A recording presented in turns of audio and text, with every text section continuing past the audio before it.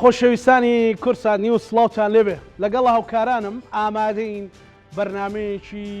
پڕ زانیاریتان پێشکەش بکەین بەرنامەی ڕەهەند. هەڵبەتە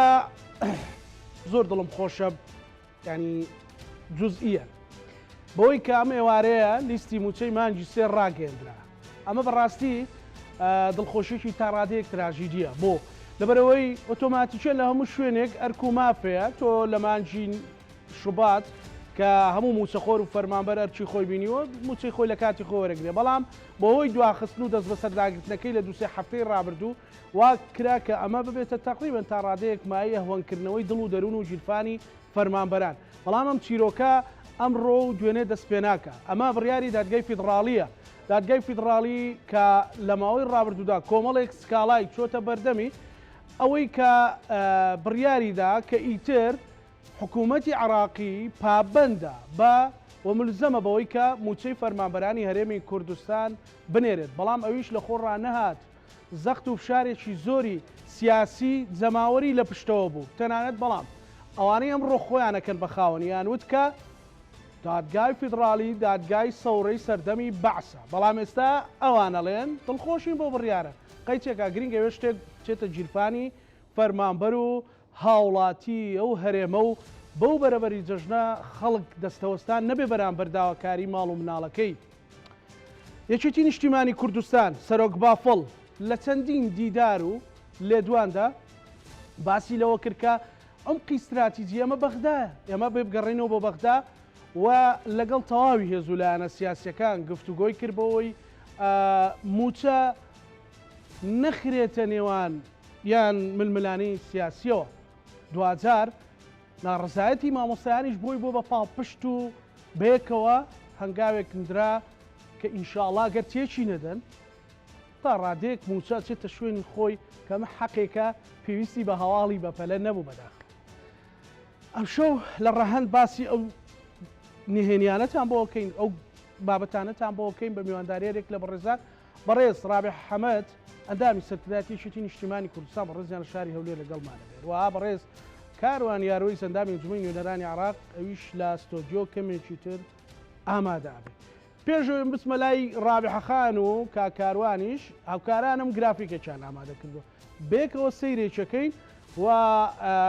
ئەیخێنە ڕوو ئەگەر هەبێت. سەرۆک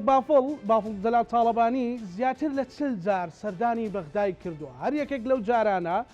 بۆ هیچ جارێک نەبووە لەگەڵ سەرکردە سیاسیە شیعیەکان باسی ئەوەی نەکرد بێت کە ئیدی میلەتی کورد خەڵکی هەرێمی کوردستان پێویستی بەوەیە یان بۆ پێکەوە ژیان پێویستمان بەوەیە کە موچە نەخرێتە دەستبادانی سیاسی، نەخرێتە ململانی سیاسی و ئێوە هەواهەنگ و هاوکار بن لە تەواوی ئەو سەردانانە. ئەگەر سەردانەکان پەیوەندی بە تەنانەت بە کەرکووکیشەوە هەبێ لە پەراوێزدا لە هامشە دۆخێکی دۆزیوەتەوە داوای لێکردوون هانی حکوومەتی عراقی بدەن کە ئەمە چارەسەر بکرێت. لەگەڵ سەرجەم هێزە پێکێنەرەکان وەک لای هەمووتان ڕوونە ئیتاری تەنسیقی یان چوارچێوەی هەماهەنگی کە لە هێزە شیعەکان پێکاتوە و زائیدەن لایەنە سوننەکان و یەکێتی و پارتیش، بەڵام هێزە شیعەکان تێدا باڵا دەستن لە سەر جەمیان تاک بە تاک لەگەڵیان کۆبۆتەوە باسی لەوە کردووە کە پێویستە بە هەموو شێوەیەک پاڵپشت بن بۆی کێشەی موچە چارەسەر بێ و موچە نەبێتە هەواڵ و لە حکوومەتی هەرێم ئەمە نەکاتە هەواڵ و ئێوە پێویستان بەوە نییە خەڵکی هەرێمی کوردستان سزا بدەن، بەڵکو وەرن ململانی سیاسی تر و دانوستانی سیاسی تر بکەن. و لە دیدار و کۆڕبەندەکاندا هەمیشە سەرۆک بافڵ باسی لەوە کردووە کە عمقی استراتیجی ئێمە قوڵایی استراتیجی ئێمە بەغدایە، ئەبێ هێز و لایەنە سیاسەکان بە یەکڕیزی خۆمان کۆکەینەوە و بڕۆینە بەغدا و بتوانین لەو سەروەت و سامانەی بەغدا هەیەی بتوانین سوودمەند بین و خەڵکەکەمان بە هەژاری نەژین. و هەمیشە وەکو وتم باسی لەوە کردووە کە دەبێ موچە لە سیاست جیاکرێتەوە، ململانەیەکی سیاسیە، بەڵام ئەمە جیایە من ڕەئم جیاوازە تۆ ڕەئت جیاوازە، بەڵام لە نەتیجەدا ئەوەی کە هەیە ئەوەیە با موچەیەک بنێرێ، با موچە هەبێ، با پارە هەبێ، با ڕێکەوتنێکی ئیدارایی هەبێ لەسەر موچە. دوجار ئەتوانرێ ئەمە بکرێ، بەڵام هەر دەستبادانێک هەر ململانەیەکی سیاسی لەسەر مەسەلەی موچە ئەچێتە قاڵبێکی نەئەخلاقی سیاسیەوە. زیاتر لە 10,000 سەرۆکی ئەنجومەنی دادوەری عراقی بینیوە و لەگەڵ ئەوانەی کە بڕیاردەرن و هانی داوە لە دادگای فیدڕاڵی کە پاڵپشتی ئەوە بن و بڕیارێک دەربکەن بە پاڵپشت بە دەستوری عراقی کە موچە عراق ملزەم بێ بۆی موچە بۆ فەرمانبەرانی هەرێمی کوردستان بنێرێ. زیاد لە جارێک کە کێشە سیاسیەکان لەسەر ئینتیخابات لەسەر بابەتی تر هاتووە سەرۆک بافڵ سەرجەم ئەو هاندان و پاڵپشتیانە و داواکاریانەی گەیاند و تەنانەت پاڵپشتی هەموو داوایەکی ڕەوا بۆ لە هەر کەسێکەوە ڕۆیش بێت. زیاتر لە 20,000 سەردان و پەیوەندی لەگەڵ سەرۆک وەزیرانی عراق کردووە. سەرۆک وەزیرانی عراق ئیتاری تەنسیقی لە پشتێتی بەڵام ئیداری دەولە لە پشتێتی بەڵام ئەو هەمیشە داوای لێ کردووە لە مناسبەی جۆرا و جۆر وەکو باقی سەرکردەکانی تر هەر جارێک بینی بێتی داوای لێ کردووە کە کێشەی موچەی فەرمانبەرانی هەرێم چارەسەر بکەن وهانی وەزیری دارایی وەنجومەنی وەزیران بدەن و هەمیشە وەزیرەکانیشی ڕاست پاردووە کە چی بکەن پاڵپشتیەوە بکەن کە موچە بڕواتە بەغدا. ئەمە هەرکە وەکو سەرۆک بافڵ و توێتی کە ئەمە منەت نییە بەسەر خەڵکی کوردستاندا بەڵکو ئەمە ئەرکە کە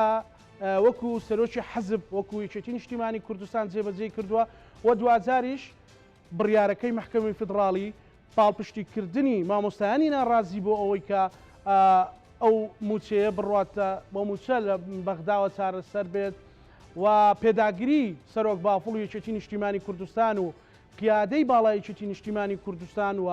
هەوڵە نێوەنگیریەکانی فەقامەتی سەرۆک کۆماریش هەمیشە ئەهاندەر بە بۆ ئەوەی کە بتواندرێت موچە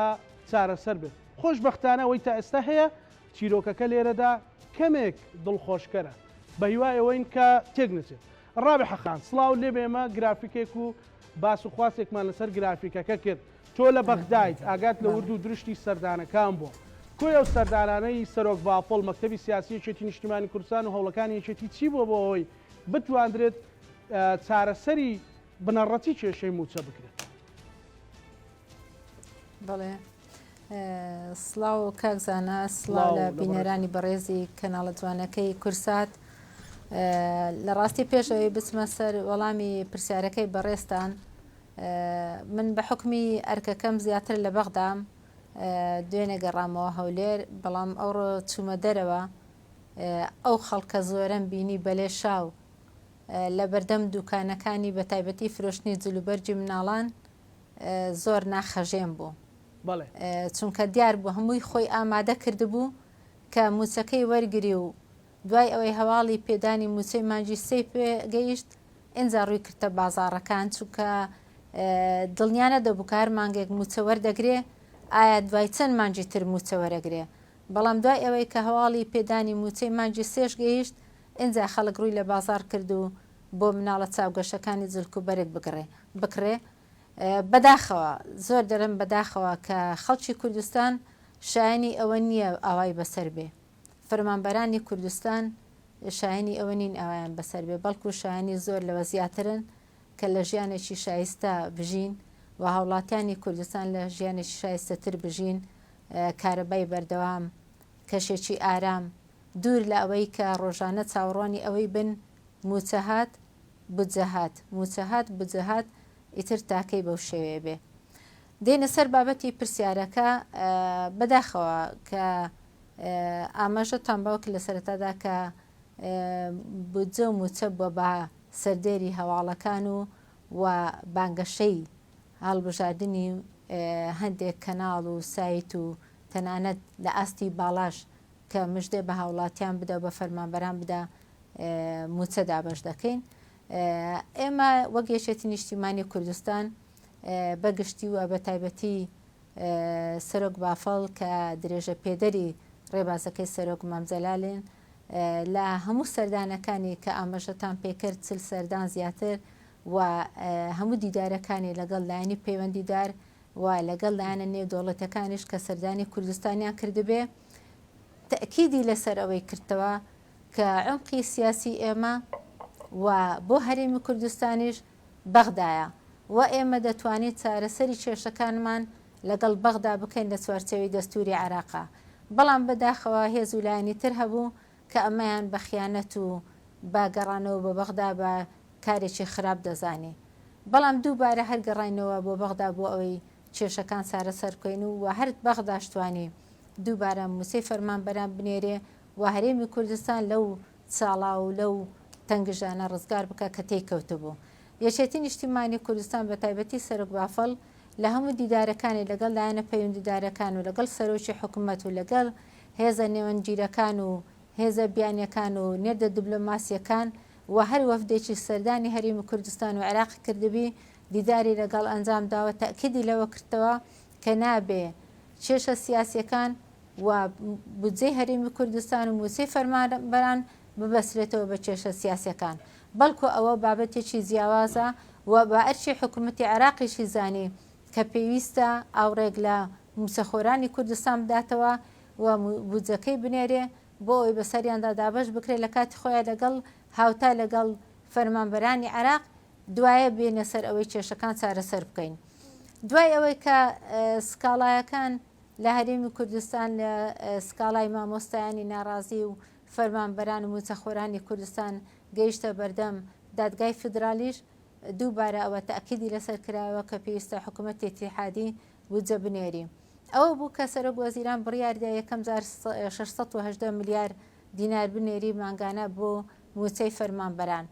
بەڵام دیار بۆ ئەویش دووبارە کێشەی بۆ دروست کرا و نەتوانرا بەردەوامی بنێدرێ دووبارە یەکێتی نیشتیمانی کوردستان گەڕایەوە کە لە دەرگای لایەنە سیاسیەکانی عێراق و حکوومەتی عێراقی بدا و هەروەها هەندێک لە لایەنە پەیوەندیدارە نێودەوڵەتەکانیش کە خۆم لە نزیکەوە ئاگادارم لە بەغدا بەڵێنیان بۆدا کە ئەبێ ئەو کێشەیە چارەسەر بکەن بە تایبەتی موسەی فەرمانبەران چونکە سەرۆک بافڵ لە بەغداش بەڵێنی بە مامۆستایانی ناڕازیدا گوتی ئێوە بڕۆنەوە سەر دوامی خۆتان و لە سلێمانیش بەڕێز جێگیری سەرۆک وەزیرانی هەرێمی کوردستان کاقوبات دەگەڵیان کۆبەوە بەڵێنی پێدان کە ئێمە کێشەکانتان چارەسەر دەکەین بەڵام دەرگای مەکتەبەکان بکەنەوە بە تەمەنی مناڵە چاوگەشەکانمان ساڵێک بە فیڕۆنەچێ ئێمە موچە و بجێی ئێوە ژیانی ئێوە خەمی ئێمەیە ئەوە بوو کە بەڵێنیان پێدان بەڵێنەکان بەجێگەیان هەوڵیاندا تا ئەوەی گەیشتنی ئەوەی تا ڕادەیەک هەنگاوێک بچینە پێش تا ئەو کێشەی لەسەر هەژماری من و یان تەوتین چارەسەر دەبێ بەڵکو بودجەکە مانگانە بگاتە دەستی موچەخۆرانی هەرێمی کوردستان ئیتر لە هەنگاوەکانی داهاتووش کار لەسەر ئەوە بکرێت تەواوی بنبڕ بکرێ و چارەسەر بکرێ زۆر سپاس دەکەم کاکەڕۆن بەخێر بێ سڵاو لێبێ گوێ لە ڕابێحە خان بوو باسی هەوڵەکانی یەکێتی نیشتیمانی کوردستان سەرۆک بافڵمان کردەوە لەوێ نوێنەرانی عێراقن چیرۆکی ئەوەی کە دەرگای فدراڵی ویان ئەوەی سپاس دەکرێت ئەمە ڕێککەوتنە لە نێو حکوومەتی هەرێم و عێراقیان تەطبیقی بڕیارەکەی محکەمەی فدراڵیە ئەوەی کە پێیانەوت محکەمە سەورای سەردەمی بەعز کامیانە کاکەرەوە لە ڕاستی کێشەی بوو چە کە تقریبان 10 ساڵە بەڵێ 10 ساڵە بەردەوامم کێشەیە تقریبان لە مانگی 5 بێتە 10 ساڵ لە ناوەڕاست مانگی کۆتاییەکانی 2014 بڵێ لە کابینەی دووەمی بەڕێز مالکیم کێشەیە سەری هەڵدا تا ئێستا بە قۆناغی جاجار ڕۆیشتووە هەموو خولێکی پەرلەمان هەموو ساڵێک کە موازنە چۆتە پەرلەمان جۆرێک لە مفاوەزات هەبووە و زۆر جاریش پشکی هەرێم با بڵێن دیاری کراوە بەڵام لەبەرەوەی حکوومەتی هەرێم پابند نەبووە نەوتەکەی ڕادەست نەکردووە حکوومەتی عێراقیش بڵێن پشکی هەرێمی نەناردووە بەڵام ئێمە ئەم با بڵێن لە سەرەتای 2022 تا ئێستا کە بڵێ ناوەڕاستی تقریبان 24 هەوڵەکان چڕ بووە دوایەوەی کە قانونی موازنە هاتە پەرلەمان لەم خولە تازەی پەرلەمان بە کۆمەڵی قۆناغە ڕۆیشت لە ڕاستیە قۆناغی یەکەم کە حکوومەتی هەرێم و حکوومەتی عێراقی خستە بەردەم ئەمری واقعەوە بێ ڕێکەوتن کەن لەسەر نەوت قەراری محکەمەی تەحکیمی پاریس بوو قەراری دووەمی باڵێن دادگای فدراڵی بوو کە فرۆشتنی نەوتی هەرێم و یاسای نەوت و غازی هەرێمی هەڵوەشاندەوە بە نادەستوری لە قەڵەمدا فرۆشتنی نەوتی هەرێم بە سەربەخۆ و دواتر با بڵێن قانونی موازنە بوو کە پشکی هەرێم دیاری کرا کۆمەڵی کێشەی یاسایی مالی تەکنیکی هەبوو نەتوانرێت جێبەجێ بکرێ بەڵام دادگای ئیتیحادی دوجار ئەم گرێکوێرەی کردەوە و هەردوو حکوومەتەکەی یعنی دوای گفتوگۆیەکی دوور و درێژی کە وتم تقریبان 10 ساڵە دادگای ئیتیحادی ئەم گرێکوێرەی کردەوە و هەردوو حکوومەتەکەی حکوومەتی هەرێم حکوومەتی ئیتیحادی خسە بەردەم ئەمری واقعەوە بێ ڕێککەوتن نەک لەسەر ئەوەی کە چیەکەن و چیک ناکەن ڕێککەوتن لەسەر چۆنێتی داڕشتنی ئالێتی جێبەجێکردنی قرارەکانی محکەمە ئێستا ئێمە لە قۆناغێکین قۆناغی جێبەجێکردنی قرارەکانی محکەمەیە حکوومەتی هەرێم وەفدی چوەتە بەغات دوێنێ و پێرێ لەگەڵ حکوومەتی ئیتیحادی وەزارەی مالیە دانیشتوون باسی ئەوەکەن چۆن قرارەکانی محکەمە جێبەجێ بکری ئالێتی جێبەجێکردنی نەکەوەی ئەو ڕێککەوتانەی پێشوو کراوە یاخود قانونی موازنە یاخود هەر شتێکی تر لەبەرەوە دادگا گرێکوێرەکەی کردەوە لێرە لێ قسانەی کە لەسەر دادگا ئەکرێ یەکەم ئەم دادگایە دادگایکی دەستوریە دووەم ئێمە بە ئەمری واقعیانی بە سپاتمان کردووە وەکو با بڵێن پێکاتەی کورد و لە زمنیشە پارتی کە زۆر جارەڵێم دادگای نادەستوریە ئسپاتمان کردەکەم دادگایە دەستوری بووە لە دامەزرانی ئەم دادگایەوە ئێمە وەکو کورد پشکمان نەبووە لە دامەزراتنەکەی لە دانانی حاکمەکان بەعکسەوە زۆر جار شەڕمان بۆ یانی ئەم و پارتی داوای کردووە کە نەخێر دوو حسەکەی کورد دەبێ بۆ پارتی بێ لە دادگای ئیتیحادی ئەگەر ئەم دادگایە نادەستوریە تۆ بۆ مەسەلەن شەڕەکەی کە بێ ئەو دوو پشکەی کورد بەرتۆ بکەوێ لەبەرەوە دادگای ئیتیحادی بەم قەرارەی چەند التزاماتی پابەندی بۆ هەرێمی کورسان داناوە ئەونێ بۆ حکوومەتی عێراقی داناوە یعنی ئەمە زۆر جار ئەمە ڕووناکرێتەوە لە پشتی هاندانی ئەو قەرارانی محکەمی فدرالی و ئەو دروستبوونی ئەو زمینەیە بۆ کاکار خۆی ئەزانی چۆنە کاک زانە ئەم قەرارانەی محکەمەی ئیتیحادی یعنی ئەمە لە زاری بەڕێ سوودانیشەوە بیسمان عێراق زیاتر بارگرانەکەی بۆ عێراق زیاتر دروست کردووە عێراق سەردەمی ڕازی نەبوو 600 ملیار بە قەرز بنێری دوایی بە تەمیلەکە 680 ملیار بوو لەم دوایە نێنیار وەزارەتی مالیەتی زۆرە ڕازی نەبوو بەم ژمارەی مۆزەفی هەرێمی کوردستان کە سەروی ملیۆن و ڕەبعێک مۆزەفە ئێستا ئەم حکوومەتی ئیتیحادیە ڕازی بۆ دوای قەرارەکەی محکەمەی ئیتیحادی ئەڵێ بەس تۆ قایمەم بۆ نێرم معاشت بۆ نێرمە وانێ کەواتە التزامات بارگریانەکە زیاتر بۆ حکوومەتی ئیتیحادیە قەراری محکەمە جگە لەوەی کە ئەم کێشەیە چارەسەرەکە هەموو مانگێک مۆزەفێکی هەرێم لەگەڵ مۆزەفێکی بەسرا ئەمبار بەغدا وەکو یەک معاش وەرەگرێ جەوهەری قەرارەکە ئەڵێ بێ لە معاشە لە موچە ئەبێ با بڵێن دادپەروەری هەبێ ئەبێ هەموو هاوڵاتێکی عێراق وەک یەک بێ ئەمە قەرارێکی زۆر گرنگە کە هاوڵاتێکی سلێمانی دهۆک لەگەڵ هاوڵاتێکی ئەنبار و بەسرا ئەبێ معاشەکان وەک یەک بێ نابێ ئەمە پێشتر گرفتی ئەومان نەبوو لە ڕاستی ئەمە جگە لە لایەنە مالیەکەی ئەمە تەکیدکردنەوەی لەسەر چونیەکی لەسەر هاوڵاتی بوون لە عێراق ئەبێ هەموو پێکاتەکان هاوڵاتی هەموو پێکاتەکان وەک یەک بن ئێمە وەکو یەکێتی لە دوای 2023ەوە و بزار لە 2005 کە یەکەم انتخابات کراوە یەکەم حکوومەتی هەڵبژێردراو دانرا و جەنابی مامجال وەکو یەکەم سەرۆک کۆماری هەڵبژێردراو لە عێراق لە دوای 2023 دەست بەکار بوو یەکێتی پێوا بوو ئێمە مادام بەشێکی لە قوارەی فدراڵی عێراق هەرێمی کوردستان هەرێمێکی فدراڵیە ئێمە مادام ئەم دەستورە ئێمە لە مفاوەزاتی ئەم دەستورە لە دەنگدان بەم دەستورە پشکی شێرمان هەبووە ئەبێ ئێمە بەغدا محوەر بێ بۆ ئێمە بەغدا چەقی چارەسەرکردنی کێشەکانمان بێ و چەقی ململانە سیاسەکانمان بێ ململانەی سیاسی دیموکراسی شەڕی دەستوری پەرلەمانی لەگەڵ لایەنەکانی تری عێراقا لەبەرەوە زۆر جار ئێمە لەگەڵ ئەو هاوسەنگیە بووینە نەک ئەوەی هەرێمی کوردستان فڕێدەی نەباوشی بەغا نەک ئەوەی شیکەوا تەعامل بکەین کە پێمان وابێ ئێمە دەوڵەتێکی سربەخۆین پێمان وابێ عیبەی لەگەڵ عێراقا ڕێککەوتنکەین پێمان ماوەی وای لات عیبە بووە بچێتە وەفدی هەرێمی کوردستان وەفدی حزبەکان بچێتە بەغا چونکە سیاسی پێوە کرێ بڵێ لەبەرەوە ئێستا دەرکەوت کە سیاسەتی یەکێتی سیاسەتێکی بەوزون بوو هەموو لایەنە عێراقیەکان کاکزانە ئێمە ڕۆژانە مامەڵیان لەگەڵاکەین هەموویان سیاسەتی هاوسەنگ یەکێتیان پێ باشە سیاسەتی منطقیانە یەکێتیان پێ باشە و پێیان وایە ئەم سیاسەتەی یەکێتی هەمیشە گرێکوێرەکانی کردوتەوە هەمیشە ئەگەر با بڵێن تاڵەموویەک لە پەیوەندی نێوان هەرێم و بەغا مابێ کە نەبشڕێ ئەو تاڵەمەوە یەکێتی بۆ نەیەشتووە کە کێشەکان دەرەنجامەکەی چی بوو مەسەلەن دەرەنجامەکەی ئێمە وەکو باسم کرد دوای 10 ساڵ کێشەی موچە چارەسەر کرا ئەمە هەنگاوێکی زۆر گرنگە و دەرکەوت کە سیاسەتی یەکێتی سیاسەتێکی ڕاست و دروست بووە ئێمە بە بەدەستکەوتی نازانین ئەمە ئەرکە جێبەجێمان کردووە بەعکسەوە ئێمە وەکو یەکێتی هەموو حزبەکانی تر نەک نابێ مزایدە بەسەر خەڵکی کوردستانەوە بکەین و پێمان وابێ ئێمە شتێکی مهممان کرد و دەستکەوتمان بەدیهێنەوە بێ سپاسی خەڵکی کوردستان بکەین. خەڵکی کوردستان بەڕاستی خەڵکێکی خۆراگر بوون 10 ساڵە لە نەهامەتین بەتابێتی ئەم 2-3 ساڵەی دوایە دۆخەکە زۆر قرس بوو و ئەم چەند مانگەی دوایی کە بە 4-5 مانگجارێ معاشدرا بەعکسەوە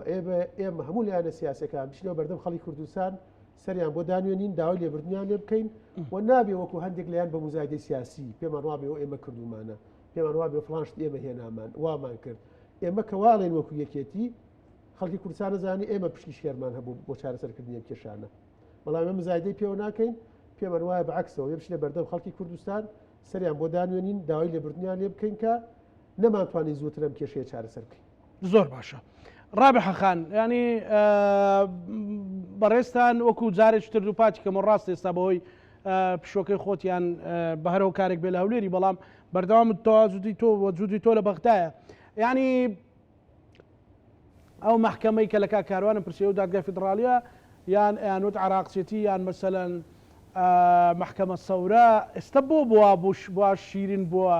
ئێستا بۆ بە چکولیاتی جەژن ڕابح خان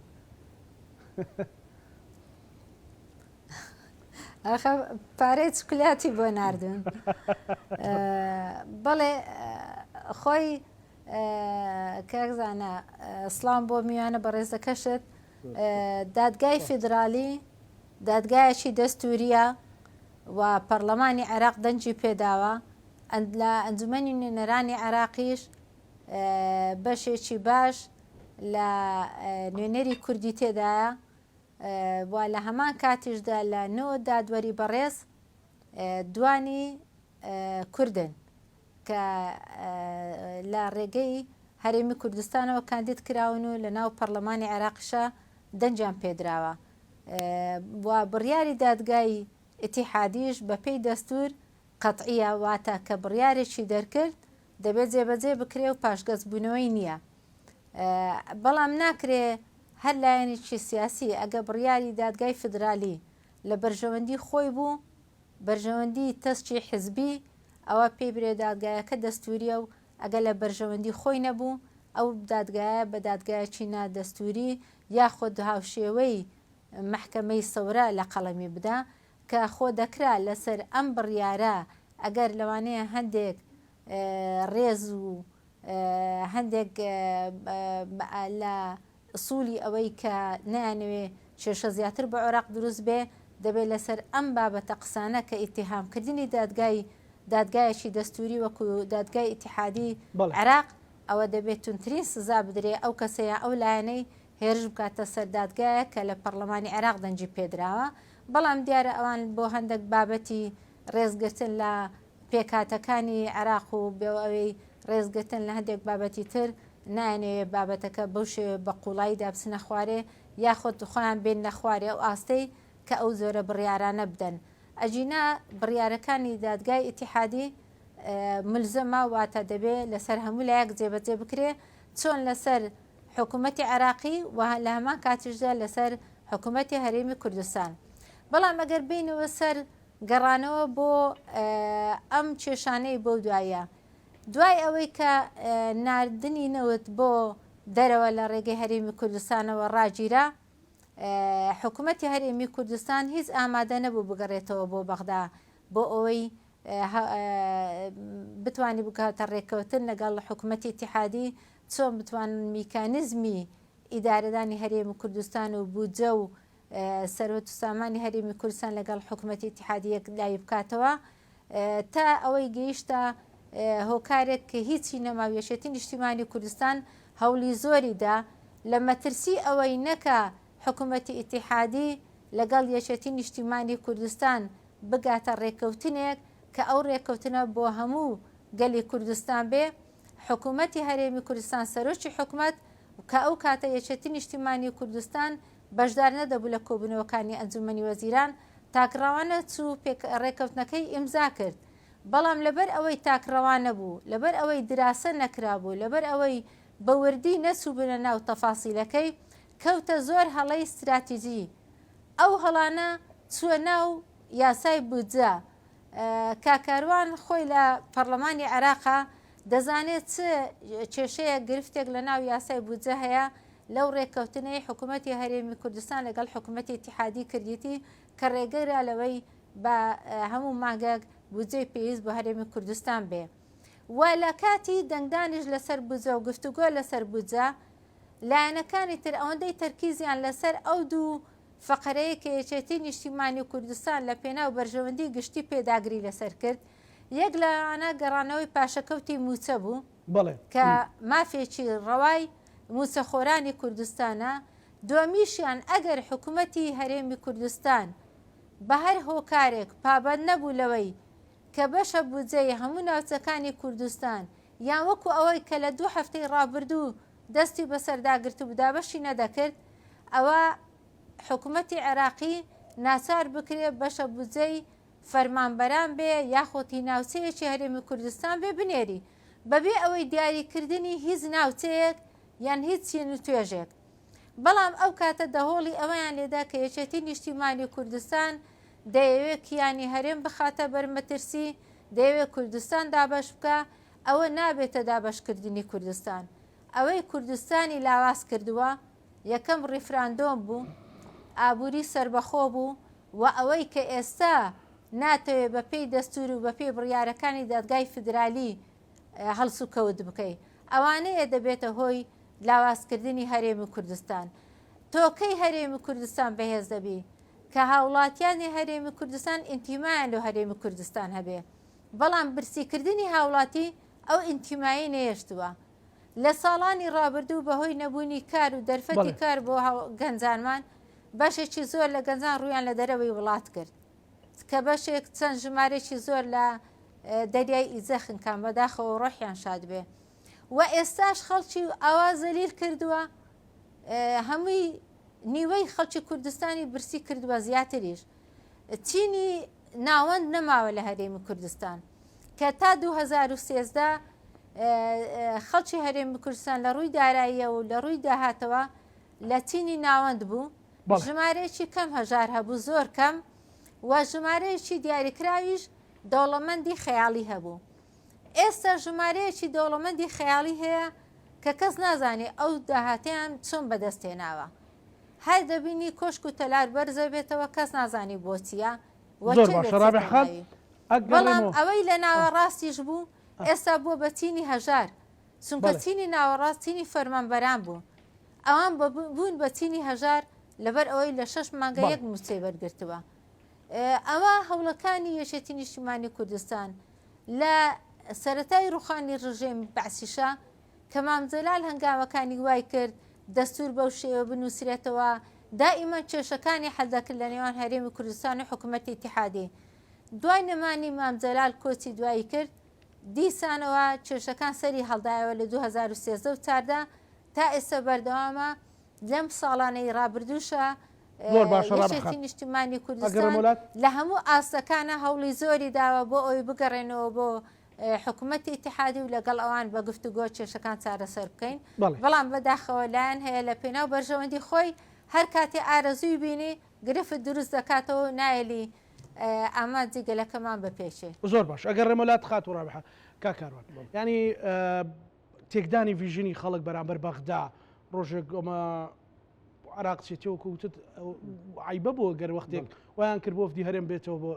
بۆ بەغدا پەرلەمانتار بەڕێستان لەوێن مەسەلەن مژمارەیەش زۆر بەرپرسی باڵا لەوەیە پێت وایە بەغدا ئەو شۆڤێنیە بێ کە بیەوێ هەرێمی کوردستان تەهمیشکە و قەوارە نەما و کۆتایی پێهات و یاڵا کوردایەتی و یاڵە با بڕنەوەیەک هەڵگرینەوە بەڕاستی ینی وەختی ئەو بابەتە سەورەویانە ماوە یان بەڕاستی پێویستمان بەوەیە ئێمە بیر لە اتفاقاتی سیاسی و دەستور و یاسا و بابەتی سیستماتی بکەینەوە بڵێ وە لە ڕاستێک کاکزانە جونگە ئەساسیەکانی حکومڕانی لە عێراق لە سەرۆکۆمار کووردە بەڵێ لە حکوومەتە جێگری سەرۆک وەزیران کە کاتە وەزیری خارجیش لەگەڵ 3 وەزیری تراعی 4 وەزیر کوردن لە پەرلەمان کورد 63 کورسی هەیە لە سوپا کورد مووقع هەیە لە مخابرات کورد هەیەی ڕاستە ڕەنگە لە هەندێکی با بڵێ ئێسقاقی خۆی پێ نەدرابێ لە هەموو جونگە لە سەفیرەکان لە هەموو شوێنەکان ئێمە کوردەوە تەواجدیە لە بەغا لەبەر ناکرێت کورد بەم یعنی وێنای وا بکەین کە بەغا دژمنی کووردە ئێمە تاواژدێکی زۆر گەورە و کاریگەرمانەی لە بەغا وەکو کورد لە ڕووی عەدەدیوە لە ڕووی نەوعیشەوە یعنی لە ڕووی چەندایەتی و چۆنایەتیشەوە ئەمە لەلایەک لایەکی تر سەیری ئەم براوردە گەورە بکە کە کورد چۆن پاشەکشەی کردووە لە سەردەمی جەنابی مام جەلالە کێشەکان ئەهات لێرە چارەسەرەکرا لە کوردستان کێشەکانی ئێمە چۆتە بەغا خەتەرترین شت کە ڕابیحەخانیش باسی کرد ئێمە دەستشکانەوەی کوردمان بردە بەغا لە قانونی موازنە کە دوایی هەڵەکانمان دەرکەوت لە ئینفاقی فعلی ئەوانە و ئەو کێشانێک کە تایە بوو کێشەکانمان برد لە قانونی موازنە یعنی دەستشکانەمان بدنەوە قانونی موازنە بەڵام لە سەردەمی مام جەلال نەخێر کێشەکانی بەغا هەر لێرە چارەسەرەکرا ئەمەی نەکەبوو ئەمە جیاوازیە گەورەکە بوو لە سەردەمی مام جەلالە ئێمە لە بەغا ناوبژوانی لایەنە سیاسەکانی عێراقمانە کرد ئێستا عێراق ناوبژوانی ئێمەکە ئەمە کێشەکەیە ناوبژوانی کێشەکانی ئێمەکە لەبەرەوە ئەمە بەشێکی نەتیجەی چیان نەتیجەی ئەوە بوو کە هەندێک لە لایەنە سیاسیەکان و ئەوانەی کە با بڵێن مۆنۆپۆلی حکومڕانی هەرێمیان کرد و حکوومەتی هەرێم با بڵێن مؤسساتی مهمی هەرێمان لە بەردەسایە بە تایبەتی پارتی تێڕوانێکی غەڵەتیان هەبوو بۆ مامەڵەکردن لەگەڵ بەغا ئەم تێڕوانینە ئەنجامەکەی با بڵێن بەداخەوە کاریگەری نێرێنی لەسەر هەرێمی کوردستان بوو خەڵکی هەرێمی کوردستان باجەکەیدا هیچ لایەنێکی سیاسی زەرەری نەکردووە لەو کێشانێکە لە بینی هەرێم و بەغاوە بوو خەڵک زەرەری کردووە لە هەموو ململانە سیاسی ناوخۆیەکان لە هەموو ململانە سیاسیە کانی هەرێم لەگەڵ بەغا هەر خەڵکی کوردستان ینی هاوڵاتیەکە زەرەرەکە ئێمە پێشتریش پێمان وا بوو کە هاوکێشەی هەرێمی کوردستان دابڕاو نیە لە عێراق یەکێتی و پارتی لە حکوومەتی هەرێم ناکۆک بن لە پرۆسی سیاسی لە هەرێمی کوردستان کێشەمان هەبێ ئەمە تەسیراتی لەسەر بەغا ئەبێ و تەسیراتی لەسەر کەرکک و خانەقین و ناوچە دابڕێنراوەکان نەبێ ئێمە زۆر هەوڵماندا لەم کابینەیە کێشەکان چارەسەر بکرێ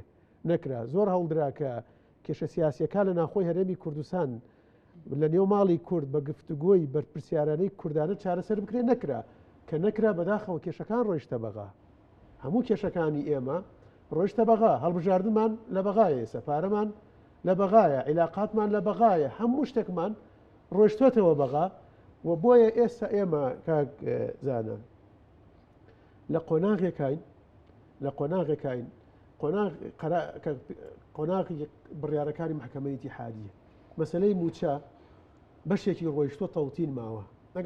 پرسیاری ئەوە لە مەسلەی تەوتینە ئاسانکاری نەکە پابەندی قەراری محکەمە نەبێ کێشە بۆ معاشەکەش دروستەبی قەراری دووەمی مەسلەی هەڵبژاردن بوو بەداخەوە ئێستا پارتی بایکۆتی کردووە ئەم بایکۆتە بەردەوام بێ دەرەنجامەکەی زۆر خراپە بێ لەسەر هەرێمی کوردستان و هیچ لایەنێکی سیاسی هیچ هێزێک و لایەنێکی سیاسی قازار دەدواخستنی هەڵبژاردن ناکە بەعکسەوە زەرەری گەورەکە و زەرەرە گەوراکەش بەر هەرێمی کوردستانەکەی ئەو تەوتینە مەسلەی هەژماری منە وتیان تەیف سامی هەتا لە کۆبنەوەی نازان بەڕێزت لەوێ بوویانە وتێتی وەڵڵاهی موچەی مانجی سێ نانێرم ئەگەر تەوتین نەکرێ ئەمە زۆر لێک دراوە ساڵێنەوە تا تەوتینیش نەکرا و موچەکەش نێررا و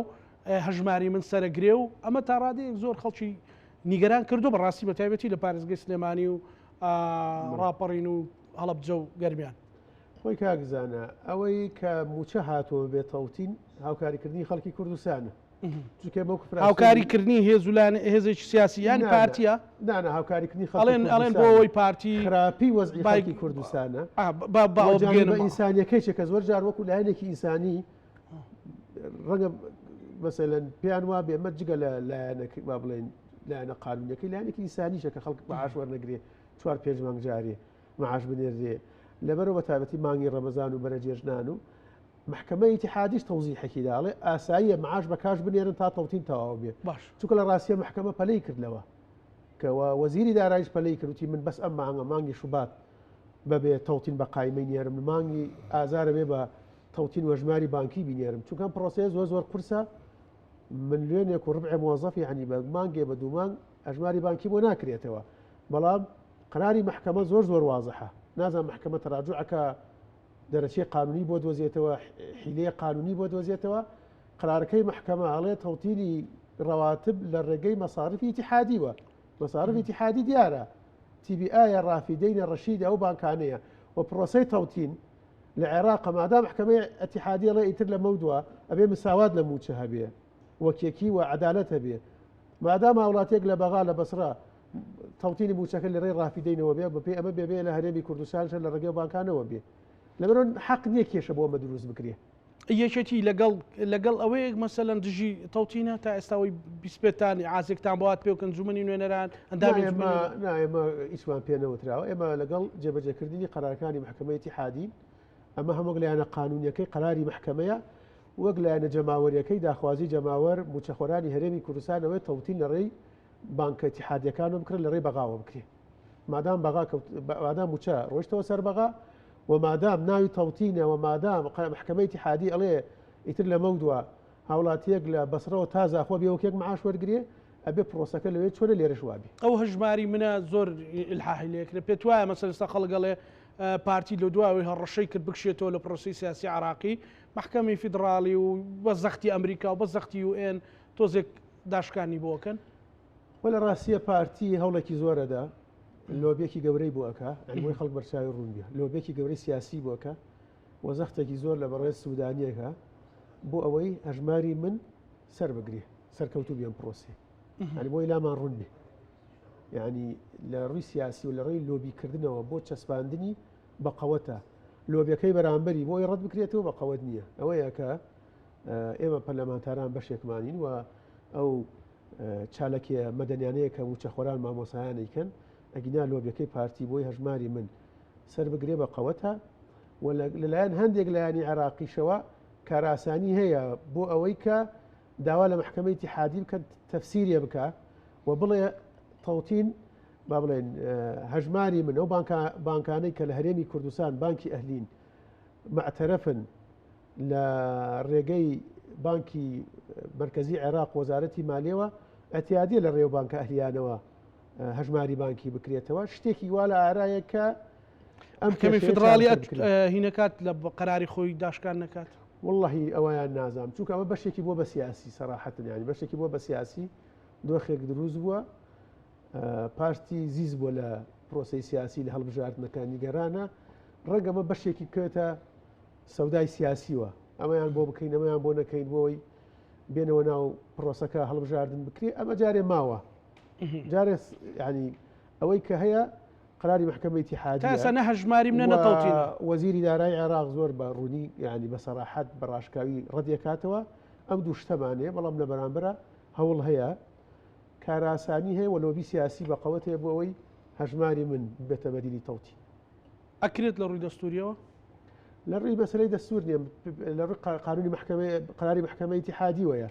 ئایا محکەمەی قانونەکەی بڕیارەکەی محکەمەی اتحادیش پێویستە بە دەستور هەوڵێکەیە کە قەنەعەت بە محکەمەی اتحادی بکەن با بڵێن بە کتابێکی ڕسمی داوای تەفسیرێ بکەن لە محکەمەی اتحادی مەسەڵەن لە تەوتین چییە و ئایا لە ڕێی بانکە ئەهلیەکانەوە کرێ کە بانکی معتەرەف بن و ڕێگە پێدراوی بانکی مرکزی عێراق بنیاننا ڕەنگە هەوڵێک هەبێ لۆبیەکی بەقەوەتێ بۆی محکەمەی اتحادی جوابەکەی جوابێکی ئەرێنی بێ بڵێ ئابێ ئایا محکەمەی اتحادی چۆن جواب بداتەوە چۆن جواب ناداتەوە وەزارەتی دارایی و وەزیری دارایی عێراق ئەچێتە ژێرباری ئەمە ناچێت ژێرباری ئەمە جاری ماوەتەوە لە ڕاستی زۆر باشە ڕابێحە خان دوجار ڕێگە ڕاستەکە کامەیە بۆی فەرمانبەران موسەخۆرانی هەرێمی کوردستان ڕوبەڕووی نەهامەتی تر نەکرێنەوە لانی کامەوە بتوانرێت پرۆسی سیاسیش لە هەرێمی کوردستان خۆیە بدێت کاتەوە هەڵبژاردن بکرێەوە پەرلەمانی کوردستان شەرعی بدا بەدام و دەستگا حکومڕانیەکان خۆتە زانی کۆی پرۆسەکە ئێستا لە بەردەمەترسی گەورەدایە. بەڵێ پێش ئەوەی بچمە سەر وەڵامی پرسیارەکە ئەگەر بگەڕێنەوە بۆ هەفتەی ڕابردوو دوای ئەوەی کە کۆبنەوەیکی مەکتەبی سیاسی یەکێتی نیشتیمانی کوردستان کرا و بڕیار درا کە بۆ ڕۆژی دواتر کۆبنەوەی ئەنجومەنی وەزیرانی هەرێمی کوردستان دەکرا یەکێتی نیشتیمانی کوردستان لەم کۆبنەوەی مەکتەبی سیاسی بڕیاریدا ئەگەر حکوومەتی هەرێمی کوردستان بەردەوام بێت لە دەست بەسەرداگرتنی موچەی فەرمانبەرانی کوردستان ئەوە یەکێتی نیشتیمانی کوردستان هەڵوێستی دەبێ فشار لەسەر حکوومەتی اتحادی بکە بڕگەکەی تری یاسای بودجە جێبەجێ بکە ئەمە خاڵێکیان بۆ خاڵی دووەمیان کە داوای ئەوەی کرد دەبێ هەڵبژاردن لە کاتی خۆیان بکرێ. پارتی دیموکراتی کوردستان عسرەکەی کە جێبیستی ئەم هەواڵە یان بڕیاری یەکێتی نیشتیمانی کوردستان بوون کاڵوێستی دەبێ ئەگەر بودجەی فەرمانبەران موچەی فەرمانبەران دابەش نەکرێ یەکسەر شەوکەی سەرۆکی حکوومەت ئێوارەکەی مژدەی ئەوەی بە هاوڵاتیان دەکە بەیانی مژدەی خۆشیان دەدەینێ واتە موچەی فەرمانبەران دابەش دەکرێ واتە فشار یەکێتی نیشتیمانی کوردستان نەبوایە تا ئێستا دەستی بەسەردا دەگیرە. خاڵێکی تریش من خۆم لە بەغدا لەگەڵ هەندێک هێزە نێودەوڵەتیەکان دانیشتنم هەبوو و پەیام یەکێتی نیشتیمانی کوردستانم پێگەیاندن و ئەوانیش زۆر سپاسگوزاری یەکێتی نیشتیمانی کوردستان و هەڵوێستە نیشتیمانیەکانی بوون بە تایبەتی سەرۆک بافڵ کە بەناو ناویان هێنا بۆ هەوڵەکانی بۆ پارێزگاری لە ئاسایش و ئەمنیەتی ناوچەکە و هەروەها بۆ پارێزگاری لە بەرژەوەندی گەلی کوردستان و گەلانی عێراقیش بۆ ئەوەی بتوانن بە ئاشتەوایی بەیەکەوە بژین و بۆ پابەندبوونتان بە دەستوری عێراق ئەوانە هەموو لە هەنگاوەکانی یەکێتی نیشتیمانی کوردستان و وەفدەکانی بە سەرۆکایەتی بەڕێز بافڵ تاڵبانی سەرۆکی یەکێتی نیشتیمانی کوردستان و هەوڵەکانی بۆ بەرژەوەندی گەلی کوردستان ئەوان بە هەندی وەردەگرن واگوت بەڵێنی ئەوەشیاندا کە فشار دەکەن لەسەر حکوومەتی ئیتیحادی پابند بێ بە بڕیارەکانی دادگای فدرالی بودجە و موچەی هەرێمی کوردستان ڕانەگرێ لەسەر ئەوەی کە تەوتینە یان هەژماری منە بەڵکو موچەکە بنێرێ تا ڕێکەوتن دەکرێ ئەو کاتە بە چ شێوازێک ڕێکەوتن دەکرێ ئەو شێوازە بێ بەنسبەت بانکە ئاهلیەکان لە ڕاستیدا فەرمانبەرانی هەرێمی کوردستان هیچ متمانەیان نییە بە بانکەکە ئەگەنا ئەوەی لای فەرمانبەر گرنگە موچەکەی خۆی وەرگری ماگانە لە کاتی خۆی بەبێ ئەوەی لی کەم بکرێتەوە بەڵام لە ڕابردوودا چەند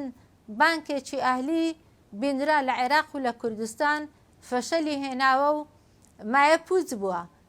و ئەو بانکەش ئەگەر لەژێر دەسەڵاتی حکوومەتی هەرێمی کوردستان بێ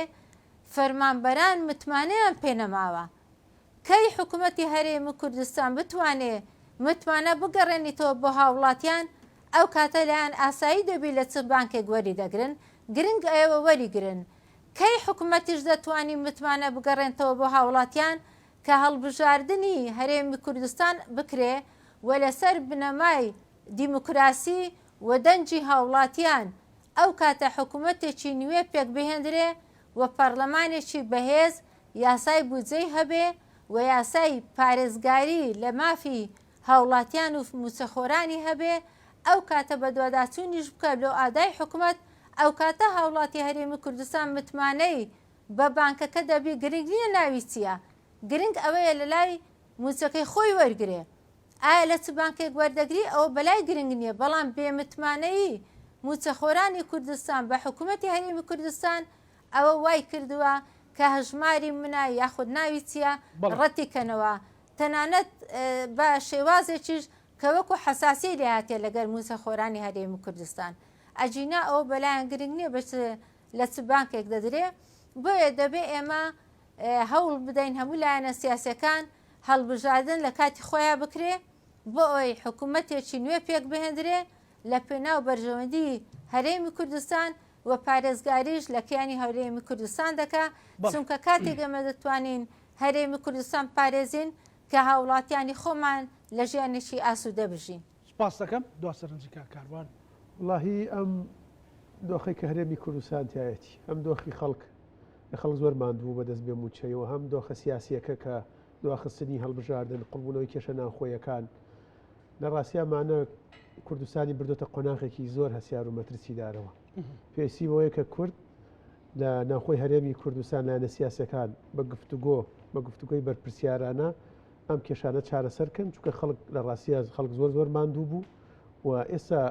کێشەی موچە تا ڕادەیەک چارەسەر بووە ماوەتەوە سەرەوەی کە هەڵبژاردنش بکرێ بۆی ئەم چەقبەست و سیاسی لە هەرێمی کوردستان چارەسەر ببێت. زۆر سپاس بۆ بەڕێز کاروان یاروی سەندامی انجمەی نوێنەرانی عێراق سپاس بۆ بەڕێستان سپاس بۆ بەڕێز ڕابێ حەمەد ئەندامی سەرکردایەتی یەکێتی نیشتیمانی کوردستان بە هیوایەوەی کە کۆی کێشەکان چارەسەر بێت و خۆشگوزەرانی و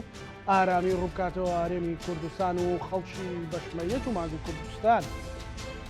لەگەڵ هاوکارەکانم بەیەکەوە بەرنامەی ڕانمان پێشکەشکردنەوە شەمۆلیاکتان ئەمانەتی خوای گەورە بنخواتان لەگەڵ